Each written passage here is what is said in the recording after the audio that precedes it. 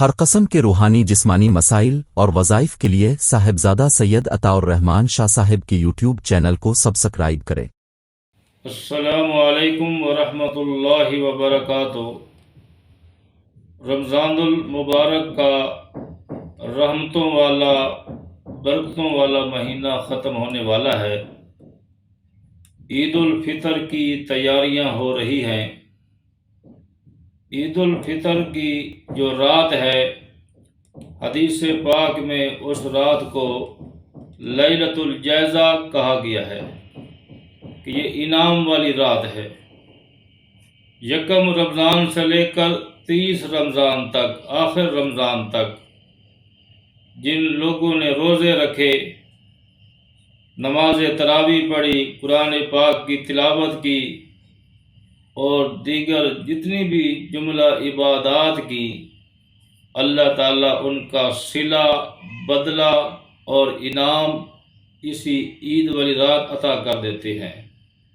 سب سے بڑا انعام یہ ہے کہ رب کریم ان کے صغیرہ اور کبیرہ گناہوں کو معاف کر دیتے ہیں۔ قد غفرت لکم سیئات، اللہ تعالیٰ ان کو بخشش اور مغفرت نصیب کر دیتے ہیں۔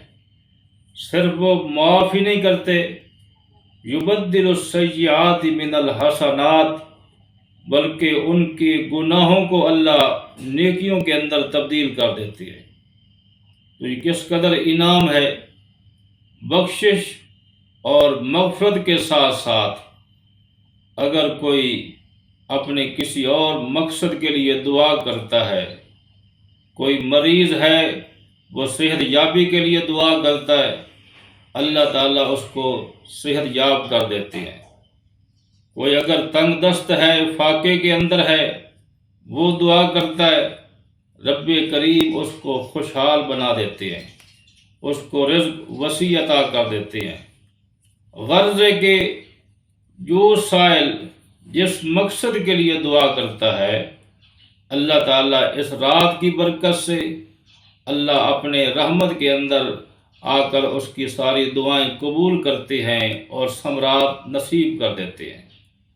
اس رات کو رزق کی کشادگی کے لیے، خیر و برکت کے لیے، وسعت کے لیے بہترین عمل ہے کہ عشاء کی نماز کے بعد آپ 2 رکعت صلاۃ الحاجت پڑھیں اور صلاۃ الحاجت پڑھنے کے بعد سورۃ واقعہ کو 9 بار آپ اس کی تلاوت کریں۔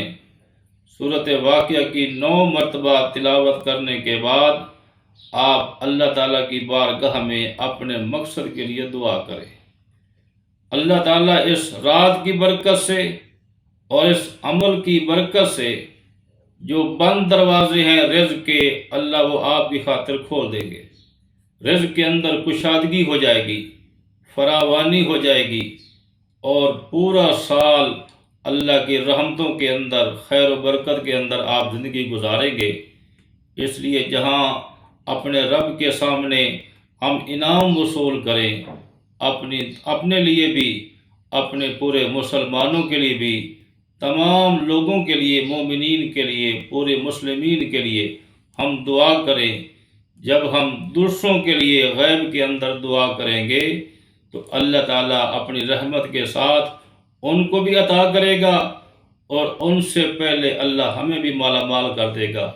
دعا ہے رب کریم اللہ تمام روئے زمین پر بسنے والے مسلمانوں کو اللہ خوشحالی نصیب فرمائے۔